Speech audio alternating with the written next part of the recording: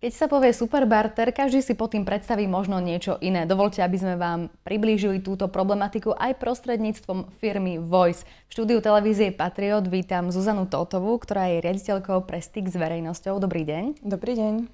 Mohli by si našim divákom priblížiť, čomu sa venuje vaša firma? Takže spoločnosť Voice je barterová spoločnosť, ktorá na Slovensku organizuje takýto druh obchodu. Organizujeme to pre firmy, ktoré majú nejakým spôsobom voľné kapacity svojich výrobkov alebo v podstate služieb a majú problém s tým, akým spôsobom ich umiestniť na náš slovenský trh.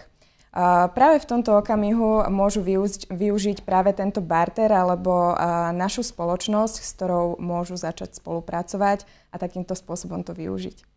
Možno nie každému, ale je celkom jasný ten pojem barter, tak keby sme to mohli tak jednoduchšie vysvetliť, aby to bolo zrozumiteľné naozaj pre každého, tak ako by ste charakterizovali?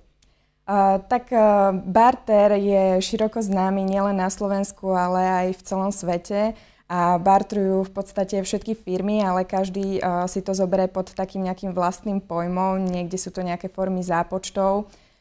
Tento barter je veľmi jednoduchý, pretože spoločnosť napríklad, keď je to výrobca nábytku a vie, že môže vyrobiť napríklad 100 stoličiek mesačne, ale vie, že momentálne vie umiestniť na slovenský trh iba 80 stoličiek a vie, že 20 ešte má nejaký ten voľný priestor, tak vtedy môže začať spolupracovať s našou spoločnosťou a my mu s týmito 20 stoličkami obrazne povedané vieme pomôcť. Akým spôsobom mu pomôžete? Kam ich dáte, tých 20 stoličiek?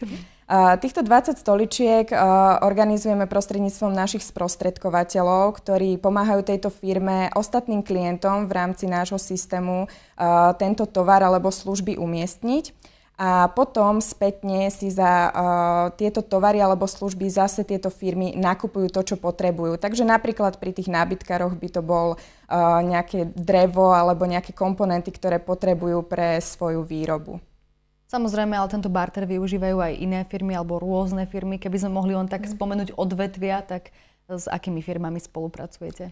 Sú to rôzne spoločnosti od stavebníctva, elektroniky, alebo ako napríklad aj nejaké mediálne sféry, takže rôzne druhy obchodov. Není sú tu žiadne zábrany, pretože barter môže robiť akákoľvek firma, ktorá chce a ktorá nejaké tie voľné kapacity má. Čiže môžu to byť aj rôzne spoločnosti, ale aj živnostníci, povedzme. Áno, presne tak. Je nastavený tak, že môže barterovať kdokoľvek, kto chce.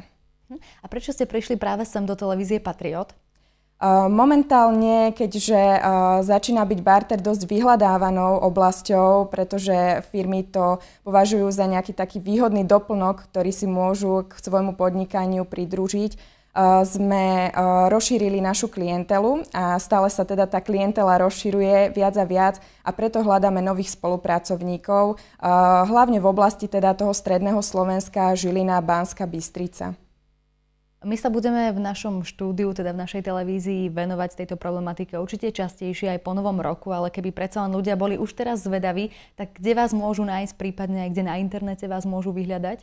Áno, takže môžu si nájsť informácie na našej webovej stránke, čo je www.superbarter.sk alebo prípadne na informatívnom telefónnom čísle 0910 209 701.